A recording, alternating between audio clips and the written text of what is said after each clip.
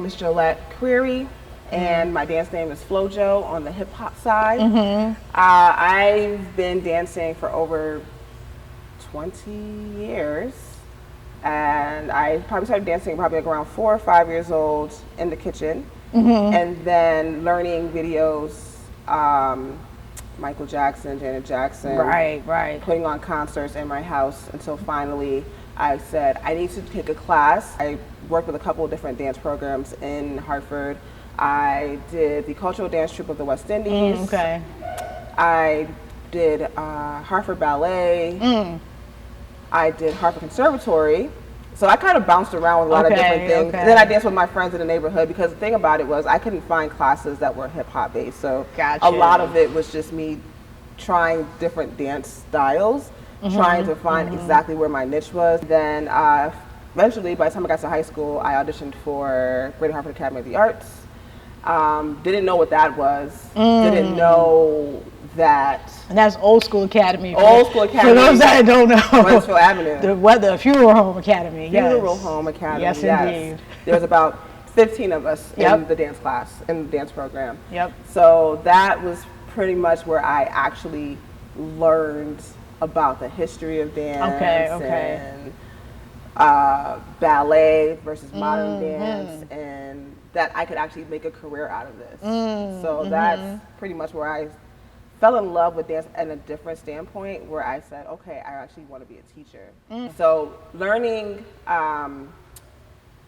these videos and learning hip hop from movie Breakin' or Michael Jackson or whatever that I was watching, and then what I learned at the academy as far as like structure and how to teach a dance class, I kind of married those two things together, and then that brought me to, I want to be a choreographer. Got it. If I can give these kids what I'm getting from the academy versus what I'm learning just from dancing with my friends and like learning the social dances that are happening in around me, and putting that on stage, you know, what else can I do with that? So that was pretty much like the catalyst that brought me to where I'm at today.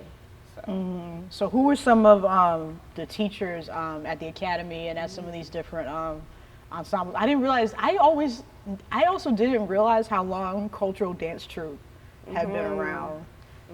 Because that's something that like was off of my radar. And so that's like so interesting to hear that like they have such history. Probably like was about 6 years old when I joined the cultural dance troupe. Once again, I didn't know what I was doing. I was just and then it's like this stuff is around me because of my, because I'm Jamaican, so a lot of the stuff is just around me. So I just thought, oh, just like a little fun thing. I didn't even realize how much I was getting. Right. And just like all this historical stuff that I didn't, when I come full circle, I go back to it, I'm like, oh my gosh, like I learned so much just about like African dance and African culture. And I didn't even really know what I was doing because it was just, it just seemed so natural, especially in the way that it was taught in the space. It was very celebratory, and I just didn't really know at the time, but I'm like so thankful for those experiences and stuff like that. So at the academy, Kim Stroud, of course, she's like the G. Like, To this day, I worship the ground that she walks on, just because she is, for me, she is Black dance. She represents history. She represents everything that a dancer should want to have experienced in life. So Kim Stroud, definitely. Linda Burns. I love Linda Burns because she pushed me somewhere different than my other ballet teachers.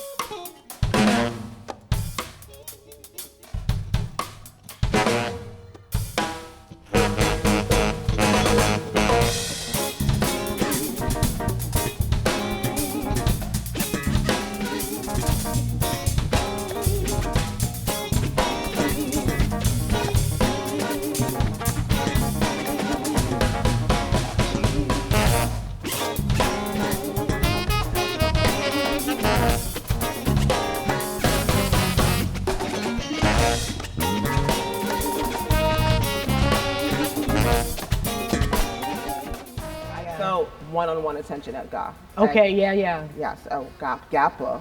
GAPA. Right? GAPA. Yes. Yep. So yeah, there was a big difference in terms of just learning, and I really appreciated what they gave me. I think what the academy gave me was a different approach to learning, and so that was something that I was able to bring back to students that I was working with in my community. That I had Avis Hatcher. She was the cultural traditions teacher at Academy, and I think she was there for about 2 years. I worked with her. She started a company called Wet Paint, and it was a mix of people, and we did a lot of we did like this fusion of styles, and I really appreciated what she did with that. So I think her fusion of styles also helps me figure out where I wanted to be as a dancer, just because I never knew exactly, because I went to all these different places. I had the Hartford ballet experience, which was interesting because I was probably one of the only black girls there. And then I had the cultural dance troupe experience, where I was probably one of the only people that understood ballet there. Oh, yeah, okay. Yeah. Okay. And then I had my love for hip hop, which it was almost like I was always searching for where can I get this? Form of dance. And everything was just pretty much just me using my imagination and watching TV. And then I would see some people do it around me, and just kind of just zone out and look at what they do. And everything else was just kind of like, at a party. And so marrying all those things together was just like a good world for me, especially because I was very much, especially back then, to myself. And then my only voice, my biggest voice, I should say, was when I was teaching or when I was dancing. Okay. So it gave me that confidence, just to be able to be in these different environments and see how I can fit into these environments. But also at the same time, I was still trying to find my voice in terms of, am I a ballet dancer? Am I a modern dancer? Am I an African dancer? For me, I realized it was just, I enjoyed all of these things. And if I could just marry these things in a more comfortable way that was just like me, I think that was where I discovered that I do want to learn more about this dance thing, and I do want to bring all of these things into one place.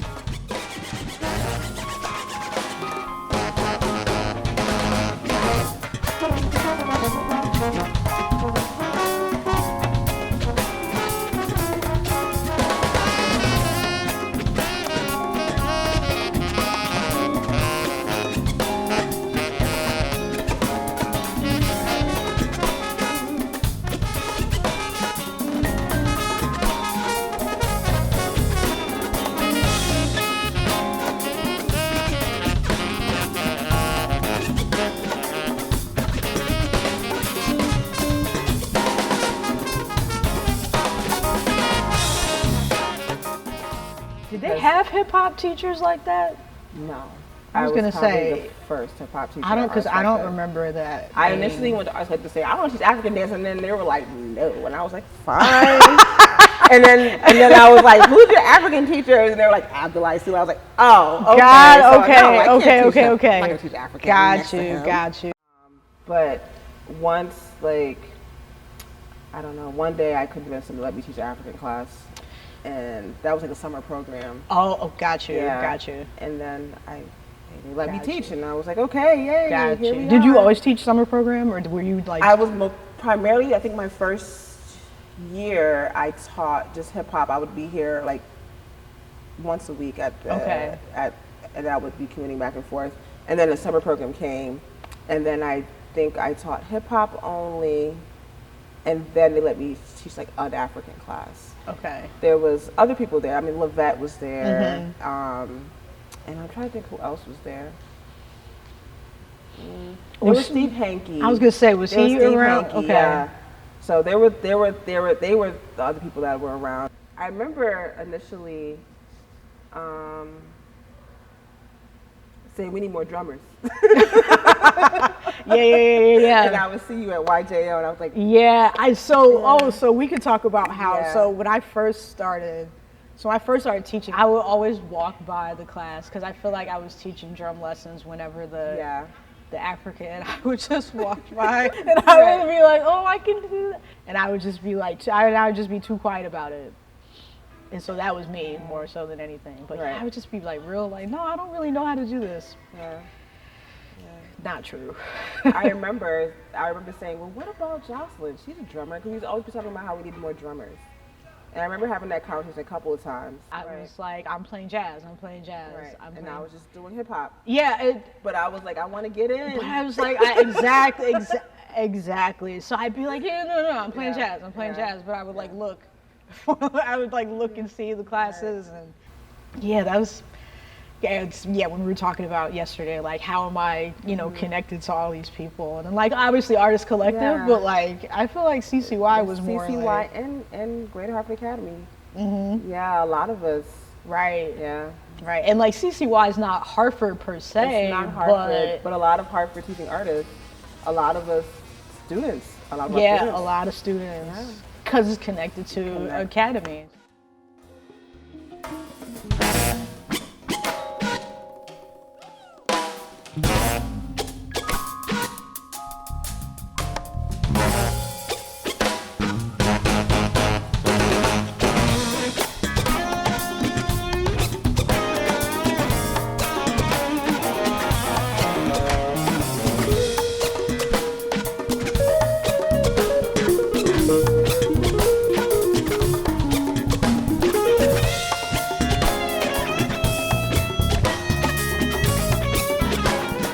I like what you're talking about how you always are trying to find the space of like marrying different things together and like where can you find this? Right. Because you couldn't find it when you were younger. So that I mean, I feel like I'm the same.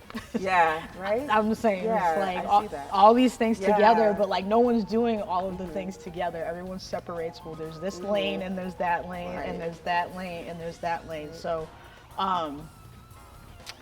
So you always wanted to like be teaching and choreographing. That was always kind of a always like that was something that I was like always dreaming about. Like I always would go to concerts, and I would always look at what the dancers were doing. I would forget about the artists. Like it just wouldn't faze me. Yeah. Like what are the dancers doing? Who's creating these things? And, right. And it just amazed me like how we could just create something with music. And when people hear things in music, that was something that I was so interested in. Like, how do you hear this part of the music? And how do you hear so that's another reason why African is just like all these different parts. And then when, with like just hip hop music, hearing all these different parts of music, and how can we create like what I saw with Alvin Ailey's dance company? How could I put that on Facebook with hip hop? These transitions and stuff like that. The fusion. Fusion. So those are the things that I really wanted to bring back. You know me, I'm always like, the music is one thing, but what about the dance? So I'm glad you said that about like the DJs, because like that's what I want to be able to introduce. Like we can't separate all of these aspects. Yeah. Because again, it all goes together. It's all part of this bigger artistic picture. Exactly. Yeah, I mean, generally, I always wanted to like teach about hip hop. Sometimes I'll see stuff and I'm like, oh, that's about hip hop. I should do that. Rap poet with Lost Tribe. Welcome to the cypher. I'm about to answer a question for y'all.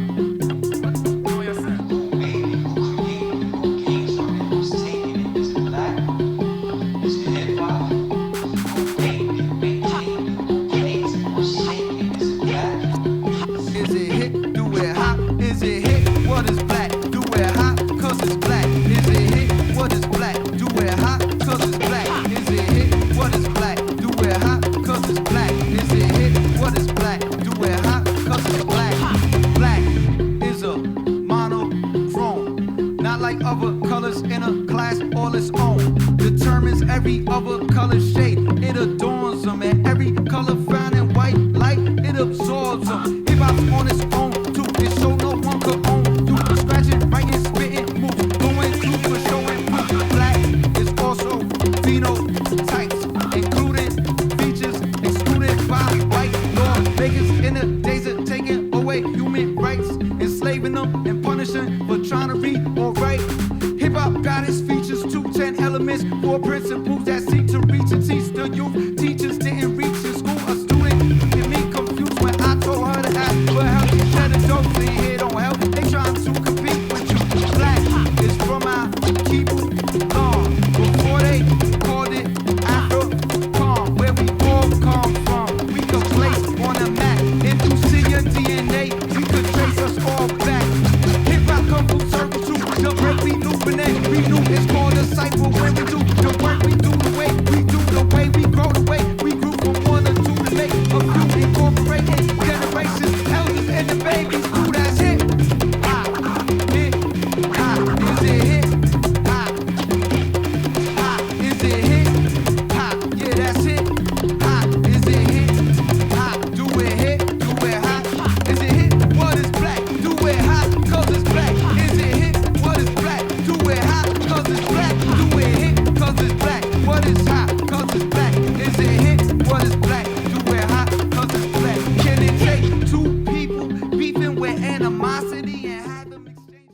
that stuff just kind of makes me feel like I'm doing like my life mission, which is just kind of show you something that you're not going to be able to see because it's just hard to find it, you know? And so when we have, if I can be like a catalyst for somebody else to be like, here is your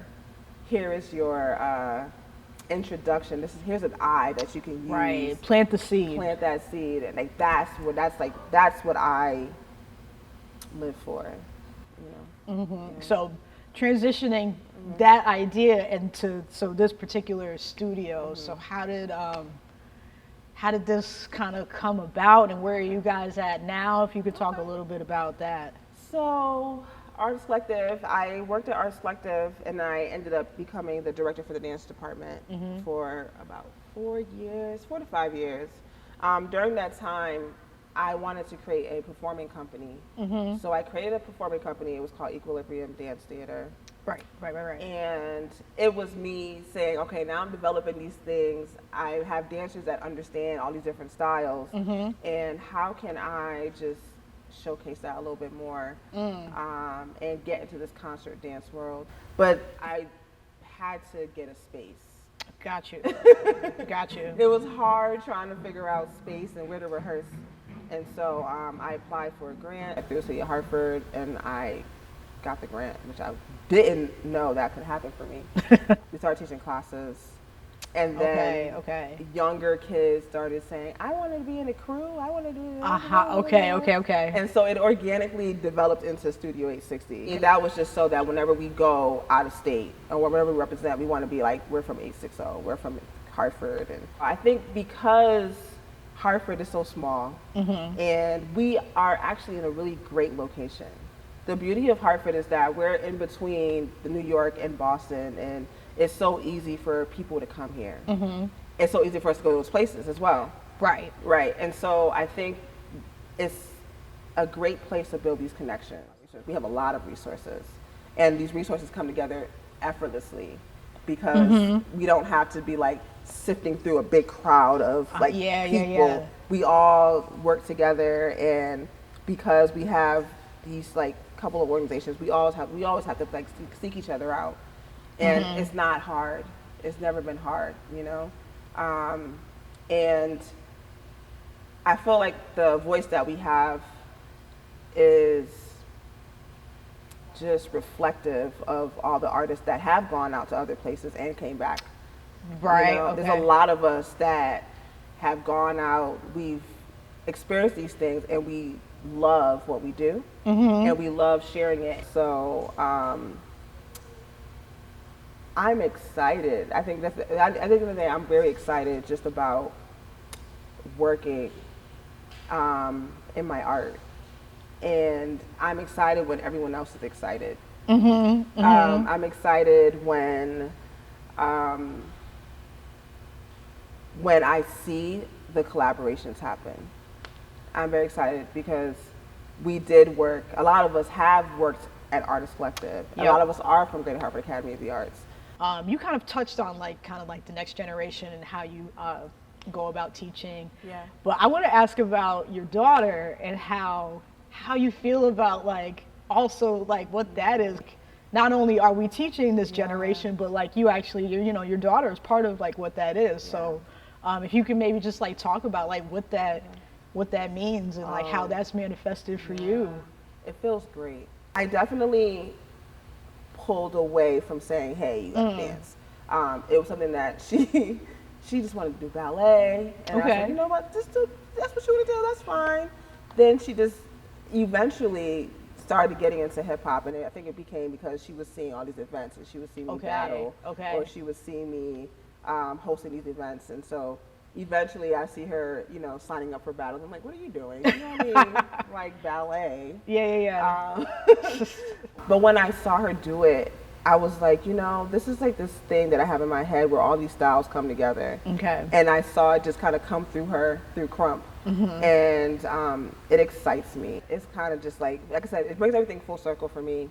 But that idea is like what I am trying to get out of the young youth that I'm working with, is find your voice in dance. I can show you this, Yeah. I can show you all these different things, Right, but what's you and how are but you I want you to channeling? find what's you, because like I said, that was my journey, was trying to find what was me. And so if I Right. can continue that, just that thought process, and that goes to other people, that is what this is all for. Just how that what you gotta do something with.